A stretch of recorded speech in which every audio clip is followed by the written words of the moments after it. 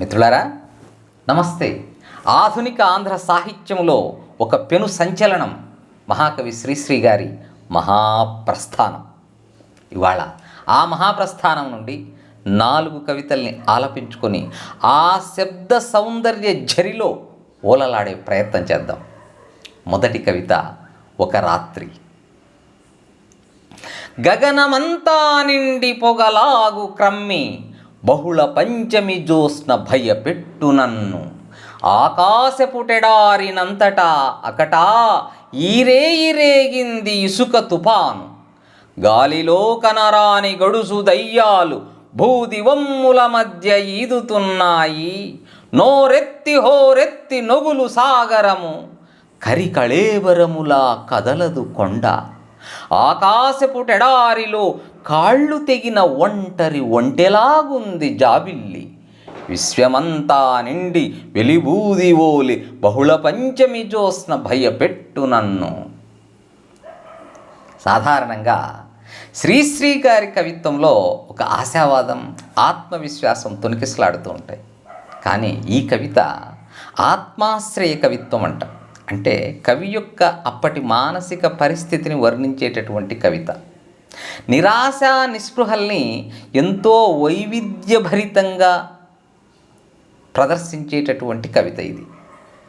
గగనమంతా నిండి పొగలాగు క్రమ్మి బహుళ పంచమి జ్యోత్స్న భయపెట్టు నన్ను. పౌర్ణమి వెళ్ళిన 5వ రోజు వెన్నెలనే బహుళ పంచమి జ్యోత్స్న అంట. ఇది అంటే వెన్నెల తగ్గుతూ పోతుంది పౌర్ణమి తర్వాత. మొత్తానికైతే వెన్నెల ఉంది. ఆ వెన్నెల గగనమంతా నిండి ఒక పొగలాగా ఉండి అతన్ని ఏదో భయపెడుతూ ఉంది. ఆకాశపుటెడారినంతటా అకటా ఈ రేయి రేగింది ఇసుక తుఫాను.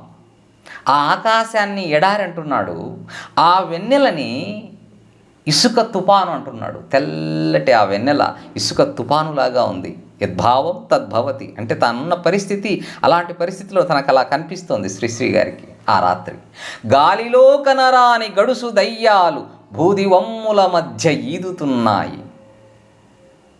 భూ దివమ్ము, దివమ్ము అంటే ఆకాశము అని అర్థం. స్వర్గము, పగలు, రకరకాల అర్థాలు ఉన్నాయి. ఇక్కడ ఆకాశం, భూమికి ఆకాశానికి ఆ వెన్నెల కిరణాలు ఆయన దృష్టిలో అలా దెయ్యాలు కానరాకుండా ఈదులాడుతున్నట్టుగా ఉన్నాయి. నోరెత్తి హోరెత్తి నొగులు సాగరము. ఆ సముద్ర ఘోష ఎలా ఉందంటే ఒక బాధతో, నొప్పితో అలా అరుస్తున్నట్టుగా ఉంది సముద్రం. కరికళేబరములా కదలదు కొండ. ఇక కొండ ఆయనకి ఎలా కనిపించిందంటే ఏనుగు యొక్క మృత శరీరంలా కనిపించింది. ఆకాశపుటెడారిలో కాళ్ళు తెగిన ఒంటెలాగుంది జాబిల్లి. చూడండి, సాధారణంగా చందమామ, వెన్నెల అంటే ఏ కవులైనా ఒక ప్రేమని, హాయి, చల్లదనం ఇలాంటి అనుకూల పరిస్థితులను వర్ణించడానికి వాడుకుంటారు. కానీ శ్రీశ్రీ అందుకు భిన్నంగా ఒక నిరాశని, నిస్సహాయతని చూపించడానికి ఉపయోగించుకున్నాడు. ఆకాశపుటెడారిలో కాళ్ళు తెగిన ఒంటె. ఆకాశాన్ని ఎడారిలో ఒంటె, ఓకే. కానీ ఇక్కడ ఒంటె, ఆ ఒంటె కాళ్ళు తెగి ఒక నిస్సహాయ స్థితిలో ఉన్నటువంటిది. ఆ నిరాశను ప్రతిబింబించేటటువంటి ఒక క్రొత్తదనంతో కూడినటువంటి ప్రతీకల్ని, పదబంధాల్ని శ్రీశ్రీ గారు ఏర్చికూర్చారు. విశ్వమంతా నిండి వెలిబూది ఓలే బహుళ పంచమి జ్యోత్స్న భయపెట్టు నన్ను. ఈ జగత్తంతా నిండిపోయి తెల్లని విభూతిలాగా ఈ వెన్నెల నన్ను భయపెడుతోంది అంటున్నాడు. తర్వాతి కవిత గంటలు. అమెరికన్ కవి, విమర్శకుడు, కథకుడు ఎడ్గార్ అలాన్ పో రచించినటువంటి ద బెల్స్ అనేటటువంటి కవితకి అనుకరణ కాదు అని శ్రీశ్రీ అంటున్నాడు. మరి అది అనుసరణో మరొకటో చూద్దాం ఆ కవితని. పట్టణాలలో పల్లెటూళ్ళలో బట్ట బయలున పర్వత గుహల ఎడారులందు సముద్రమందు అడవుల వెంట అగర్తలంట ప్రపంచమంతా ప్రతిధ్వనిస్తూ గంటలు గంటలు గంటలు గంటలు గంటలు గణగణ గణగణ గంటలు గణగణ గణగణ గంటలు గంటలు భయంకరముగా పరిహాసముగా ఉద్రేకముతో ఉల్లాసముతో సక్రోధముగా జాలి జాలిగా అనురాగముతో ఆర్భాటముతో ఒక మారిచట ఒక మారచట గంటలు గంటలు గంటలు గంటలు సింహములాగు శివంగిలాగు ఫిరంగిలాగు కురంగిలాగు శంఖములాగు సర్పములాగు శృగాలమట్లు బిడాలమట్లు పండితులట్లు బాలకులట్లు గొణగొణ గణగణ గణగణ గొణగొణ గంటలు గంటలు గంటలు గంటలు కర్మాగారము కళాయతనము కార్యాలయము కారాగృహముల దేవుని గుడిలో బడిలో మడిలో ప్రాణము రోగే ప్రతి స్థలములో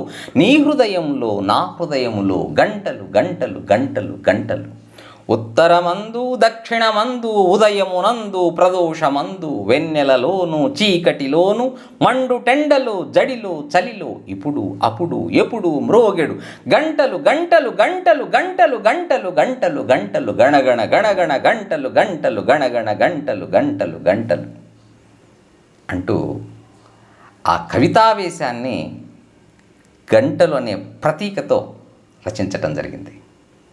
తర్వాతి కవిత ఆకాశ దీపం. గదిలో ఎవరూ లేరు, గది నిండా నిశ్శబ్దం. సాయంత్రం 6:30. గదిలోపలి చినుకుల వలె చీకట్లు. ఖండపరసుగల కపాల గణముల చూస్తున్నది గది. కనుకొలుకులలో ఒకటి వలె చూపులేని చూపులతో తేరి చూస్తున్నది గది. గది లోపల ఏవేవో ఆవిరులు. దూరాన నింగి మీద తోచిన ఒక చుక్క మినుకు చూపులు మెల్లమెల్లగా విసిరి గదిని తలపోతతో కౌగిలించుకుంటున్నది. ఒక దురదృష్ట జీవి ఉదయం 6:30కు ఆ గదిలోనే ఆరిపోయాడు. అతని దీపం ఆ గదిలో మూల నక్కి మూలుగుతున్నది.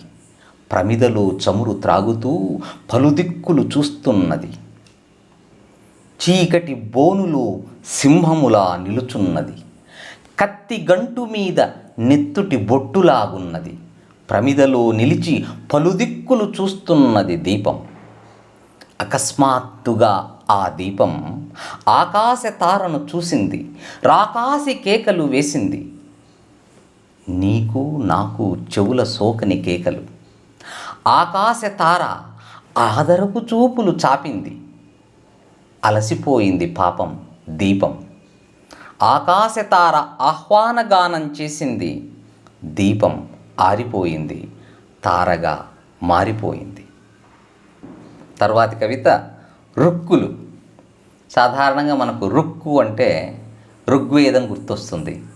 రుక్కు అంటే అర్థం కూడా ఛందోబద్ధమగు వేదమంత్రం, అలాగే స్తుతి అనే అర్థాలు. మరి ఇక్కడ రుక్కులు అనే పేరుతో మహాకవి శ్రీశ్రీ అద్భుతమైనటువంటి కవిత రచించాడు. కుక్క పిల్ల అగ్గిపుల్ల సబ్బు బిళ్ళ హీనంగా చూడకు దేన్ని కవితామయమైనోయ్ అన్నీ రొట్టె ముక్క అరటి తొక్క బల్ల చెక్క నీవేపే చూస్తూ ఉంటాయి తమ లోతు కనుక్కోమంటాయి. తలుపు గొళ్ళెం హారతి పల్లెం గుర్రపు కళ్ళెం కాదేదీ కవిత కనర్హం అవునవును శిల్పమనర్ఘం. ఉండాలోయ్ కవితావేశం కానీవోయ్ రస నిర్దేశం దొరకదటోయ్ శోభాలేశం.